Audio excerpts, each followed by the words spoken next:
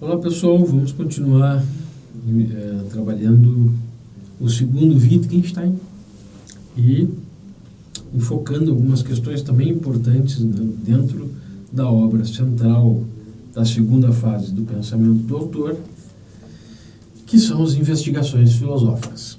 Tá? Nós vimos, né, nas aulas passadas como a obra se constitui organicamente, né, na sua estrutura, e trabalhamos assim um dos leitmotivs, né, que conduz a investigação, ou as investigações, que é uma crítica ao que o Wittgenstein chama de visão agostiniana de linguagem.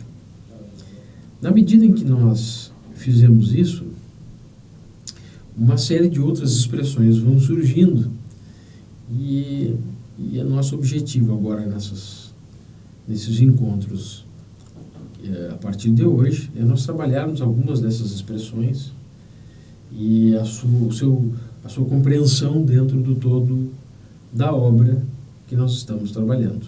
Tá?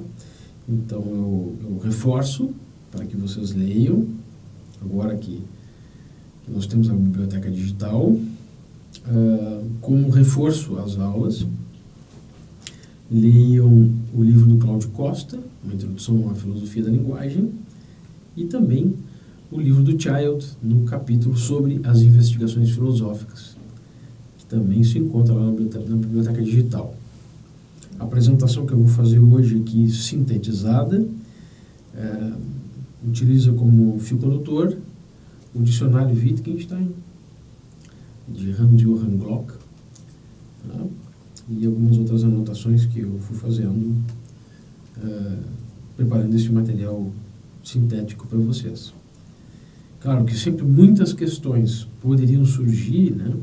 Eu quero trabalhar o que é essencial e gostaria que vocês procurassem investigar, para além das aulas que servem como uma ferramenta, algumas questões que, eventualmente, nós não consigamos trabalhar aqui. Bom, quando eu apresentava para vocês a visão agostiniana de linguagem, eu li também, na nossa última interação, o parágrafo 23 das investigações filosóficas, e ali Wittgenstein nos dava uma série de exemplos de outros jogos de linguagem. Bom, essa expressão jogo de linguagem começa a ser utilizada por Wittgenstein a partir de 1930, quando Wittgenstein se preocupa em discutir sistemas axiomáticos e diferentes tipos de jogos, entre eles os jogos de xadrez, querendo reforçar a ideia de que o significado de uma palavra, né, ou de uma expressão, que antes das investigações, basicamente na filosofia do Tractatus, era buscado de uma maneira unívoca, pensando-se que, como nós vimos, né, uma proposição teria sentido quando nós poderíamos relacioná-la com a realidade, compará-la com a realidade, para saber se a sua descrição batia com determinado estado de coisas ou um fato.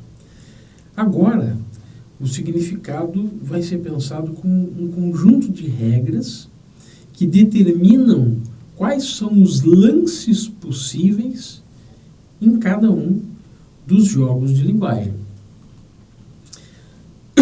Desculpem. Assim como nós temos os jogos, por exemplo, que valem para o xadrez e não valem para o jogo de damas, nem para o jogo de ludo, por exemplo,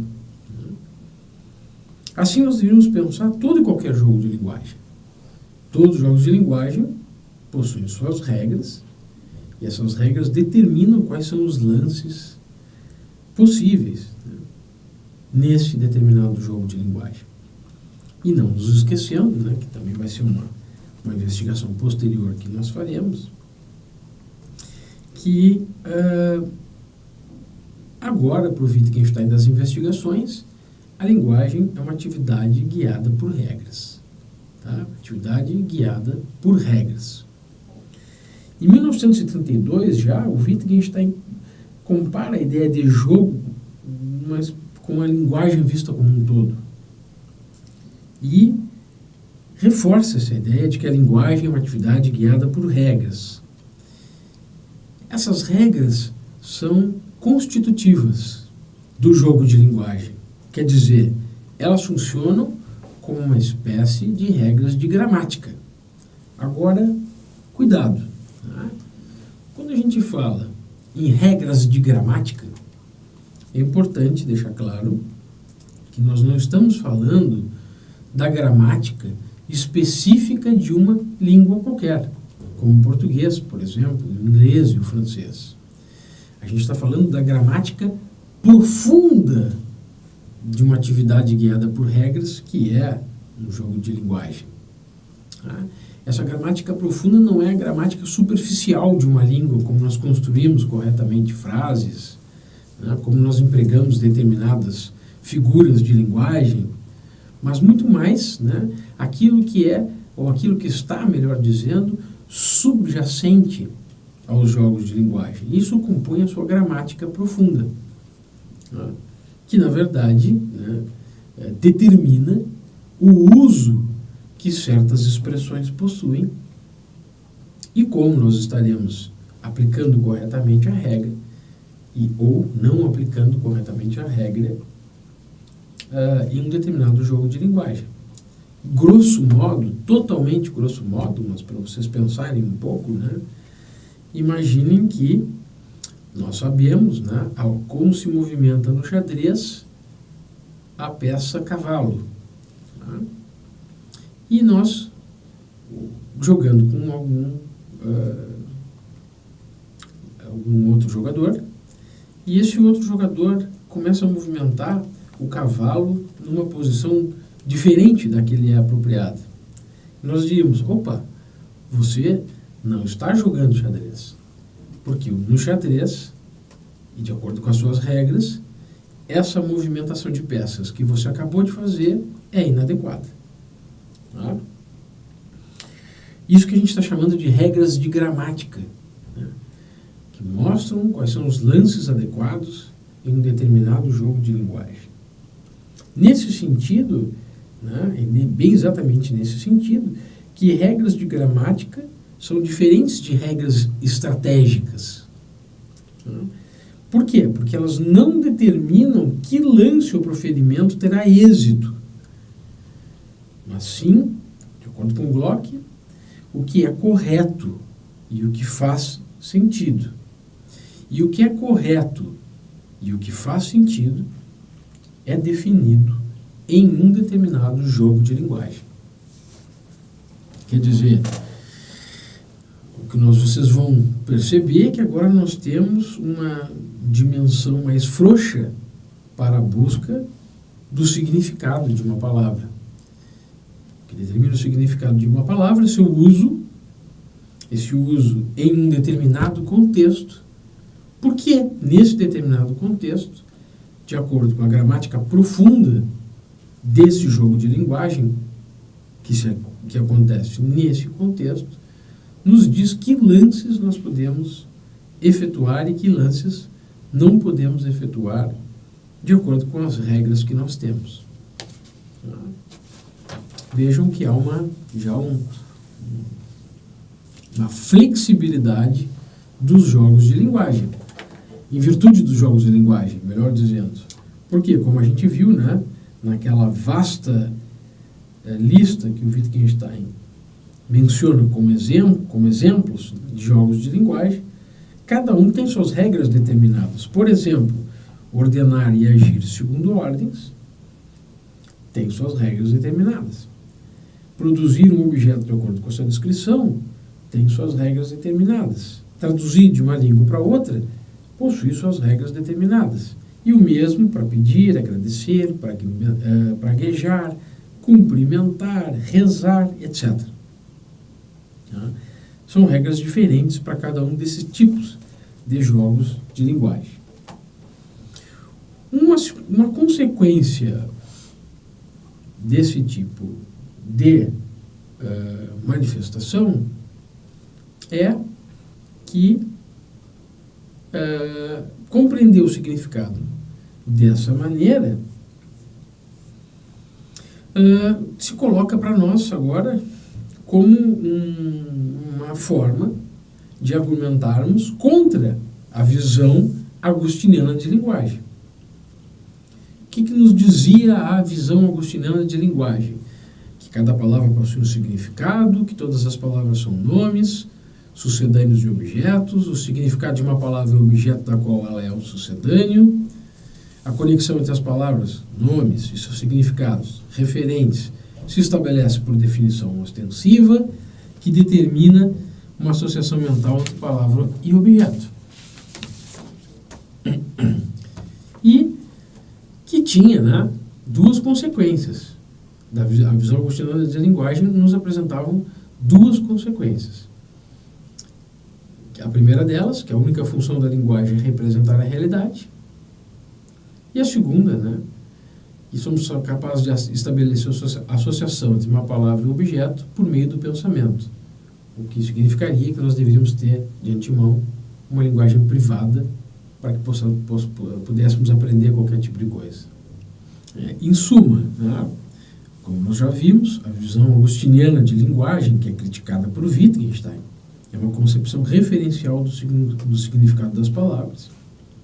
Então, é uma única concepção e é uma concepção descritivista de sentenças, na qual a definição ostensiva fornece os fundamentos da linguagem e a ideia de que uma linguagem do pensamento subjaz às nossas linguagens públicas. Então, a expressão jogos de linguagem também funciona para rebater a visão agostiniana de linguagem, mediante o fato de que o significado de uma palavra não é o objeto da qual ela é um sucedâneo, sendo antes determinado pelas regras que orientam seu funcionamento. Em outras palavras, observando-se o seu uso. Vocês vão perguntar se é possível um uso, um tipo de linguagem, que o significado de uma palavra possa ser conhecido mediante uma linguagem que funcione de forma referencial e descritivista. Claro, o que não dá para se dizer é que todo e qualquer jogo de linguagem possui essa característica. E sendo assim, essa padronização que acabou ocorrendo, essa única imagem da linguagem sempre secundária, e com essa concepção referencial e descritivista, acaba sendo substituída essa imagem por uma visão diferente, em que o significado de uma palavra, no qual o significado de uma palavra é determinado pelas regras que orientam o seu funcionamento. Nesse sentido, uma proposição se constitui um determinado lance no jogo de linguagem. Uma proposição qualquer, ela é um lance no jogo de linguagem, assim como é um lance no jogo de xadrez, nós movimentarmos a torre de um determinado modo, nós movimentarmos o cavalo de um determinado modo, o bispo, a rainha, o peão, etc. Todos esses são lances no nosso jogo. Isso vale, de um modo geral, para qualquer jogo de linguagem. Quer dizer, fora do sistema de que faz parte, uma proposição não tem sentido. O seu sentido é importante no interior de um jogo de linguagem, quando se destaca o papel que essa proposição cumpre lá dentro. Se nós destacarmos essa proposição no seu contexto, ela perde o seu valor prático. Muito bem. Mas não se trata de uma facilidade nós apresentarmos as coisas desse modo, visto que o próprio Wittgenstein parece oferecer várias obras, né, que são de nosso conhecimento hoje, como eu dizia para vocês, né, oriundas de anotações dos alunos ou das próprias anotações do autor, e também, no caso das investigações, essa expressão jogo de linguagem vai mostrar diferentes acepções. Esse termo vai aparecer para nós com diferentes acepções, não drasticamente distintas, mas talvez com alguns objetivos distintos nessas apresentações que o Wittgenstein faz. A gente pode dizer que jogos de linguagem, segundo Bloch, né, aparecem em alguns momentos, né, do texto do autor como sinônimos de práticas de ensino. Quando usa dessa forma a expressão jogo de linguagem, Wittgenstein está chamando a atenção de modos de se usar signos, está chamando a atenção para certas formas primitivas de linguagem, está chamando também a nossa atenção para como as crianças começam a usar as palavras e também está se referindo a certos fragmentos da nossa linguagem.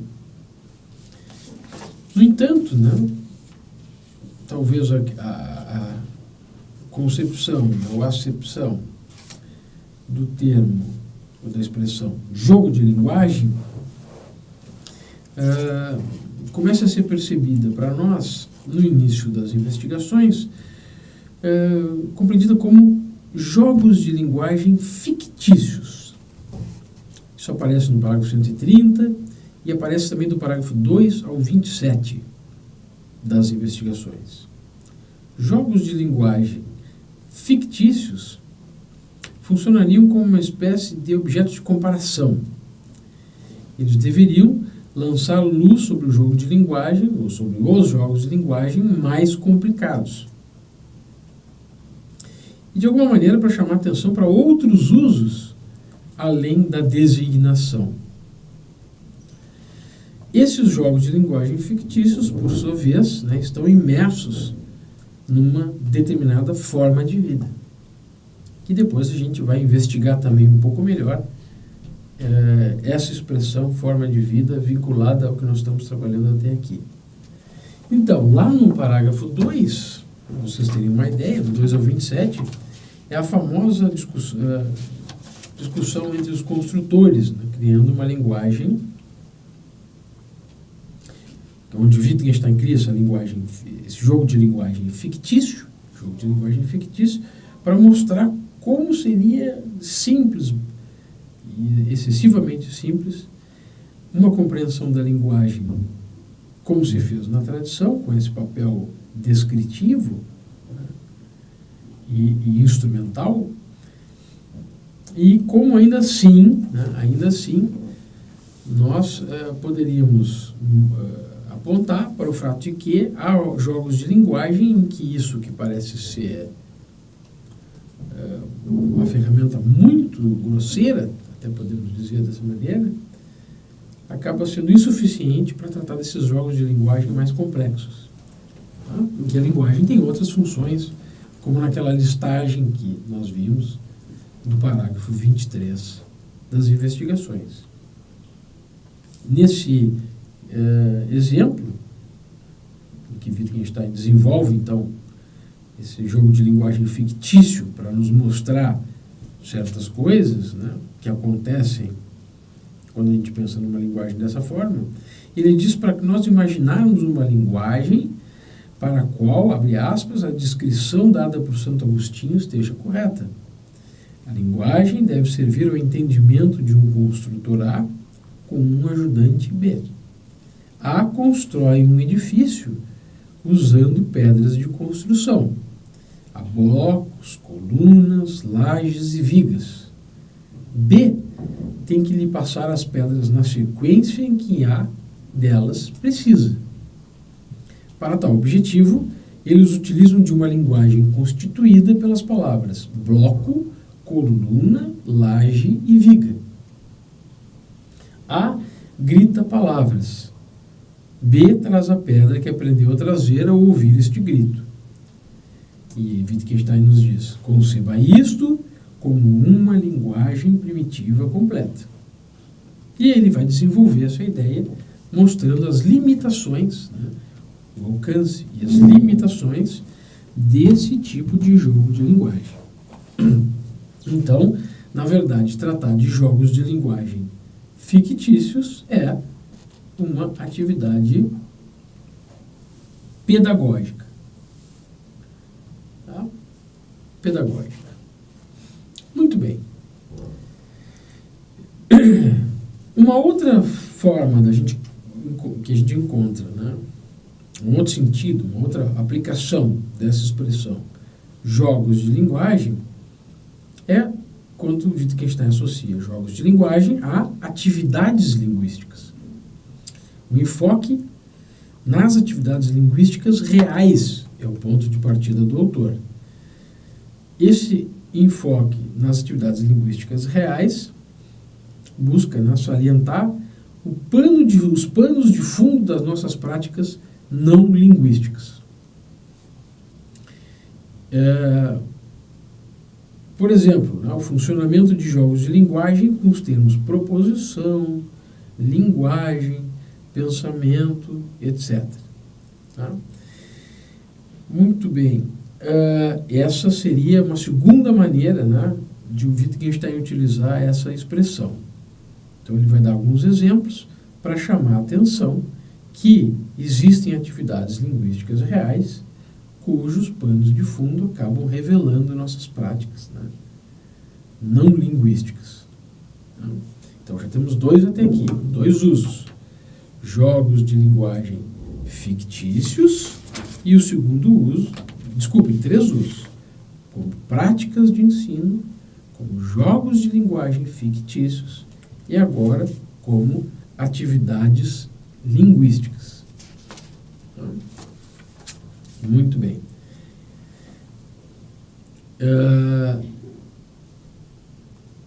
Algumas objeções são tratadas, né, a essa ideia de jogos de linguagem. Por exemplo, uma delas existe um critério de identidade para jogos de linguagem? Não há critério de identidade para jogos de linguagem. Eu me lembro que uma vez, né, discutindo Wittgenstein com um professor que não tinha muito conhecimento do autor, né, e o que revela uma preocupação dos filósofos, de um modo geral, porque o filósofo gosta dessa ideia de critério de identidade. Né? Como eu dizer para vocês, né, o Wittgenstein sempre pensou que, com reforço nessa fase do seu pensamento, que problemas filosóficos decorrem do mau uso da linguagem. E esse professor, né, que revela um sentimento filosófico, por assim dizer, me perguntava: mas então, existe alguma coisa como o jogo de todos os jogos? O filósofo quer sintetizar. Existe em outras palavras, né, que ele queria dizer, um critério de identidade para classificar alguma coisa como um jogo de linguagem. E a resposta é justamente essa: não, porque há incontáveis tipos de sentenças, como reforça Bloch. Há incontáveis tipos de sentenças e uma multiplicidade de jogos de linguagem. O 23, novamente, é referência para nós, o parágrafo 23 das investigações, mas também o 24. E o 24 nos diz assim: quem não tem clara a variedade dos jogos de linguagem estará inclinado a fazer perguntas como esta: o que é uma pergunta? E isso, a constatação de que não sei tal e tal coisa, ou a constatação de que eu desejo que o outro possa me dizer, ou é a descrição de meu estado psíquico de incerteza? E o grito, socorro, é uma descrição? Pense na quantidade de coisas que são chamadas de descrição. Descrição da situação de um corpo por meio de suas coordenadas, descrição de uma expressão facial, descrição de uma sensação tátil, de uma disposição. Pode-se, naturalmente, substituir a costumeira forma de perguntar por uma constatação ou por uma descrição. Quero saber se, 3 pontinhos. Ou, estou em dúvida se, 3 pontinhos. Com isso, não se aproximaram mais os diferentes jogos de linguagem uns dos outros. A importância de tais possibilidades de transformação, por exemplo, de todas as frases afirmativas em frases que se iniciam com a cláusula eu penso ou eu creio, portanto, em descrições da minha vida interior, vai se mostrar mais claramente em um outro lugar, quando ele vai discutir a questão do solipsismo mais adiante. Tá?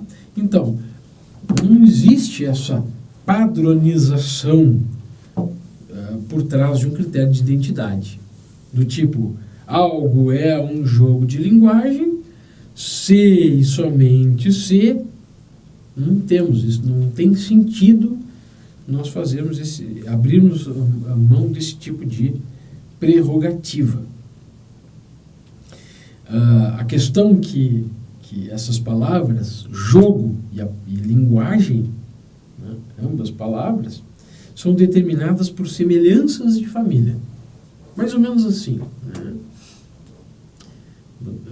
Imaginem que uma determinada palavra tem um sentido e uma aplicação num jogo de linguagem, número 1, o nosso exemplo de jogo de linguagem 1. Também tem um exemplo no nosso jogo de linguagem 2, a mesma palavra sendo utilizada, porém de uma forma, um significado diferente. E uma terceira jogo de linguagem, onde a mesma palavra é utilizada com outro significado diferente. Ora, o que o filósofo pode fazer e aí cai no erro? Ele aparece essa palavra aqui no 1, essa palavra aqui no 2, essa palavra aqui no 3, então eu vou tirar essa palavra daqui e vou definir. Só que essa definição é arbitrária. Não há um critério de identidade de uso para a palavra nesses diferentes contextos. Mas nós somos, assim, enfeitiçados, né, pela filosofia a buscarmos essa identidade.